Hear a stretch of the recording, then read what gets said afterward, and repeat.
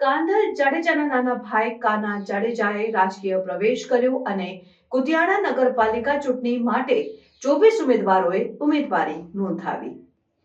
સમાજવાદી પાર્ટીના નેતૃત્વ હેઠળ કાંધલ જાડેજાએ આ ચૂંટણીમાં પોતાનું મજબૂત પગરણ જમાવ્યું છે, જે રાજકીય દ્રશ્યમાં એક મહત્વપૂર્ણ પરિવર્તન છે। કુલ 6 વોર્ડમાંથી 12 પુરુષ અને 12 મહિલા ઉમેદવારોએ આજે ઉમેદવારી નોંધાવી, જેમાં કાના જાડેજા પણ સામેલ છે। સમાજ સેવામાં સક્રિય રહેલા કાના જાડેજા હવે નગરપાલિકા વિકાસ માટે રાજકારણમાં પ્રવેશી રહ્યા છે। કાંધલ જાડેજાના નેતૃત્વ હેઠળ સમાજવાદી પાર્ટી ગુજરાતમાં મજબૂત પગરણ જમાવી રહી છે।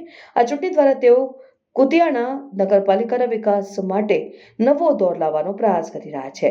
કુતિયાણા નગરપાલિકા ચૂંટણી એક રોમાંચક સ્પર્ધા સાબિત થવાની શક્યતા છે, કારણ કે વિવિધ પાર્ટીઓ અને અપક્ષ ઉમેદવારો મેદાનમાં છે।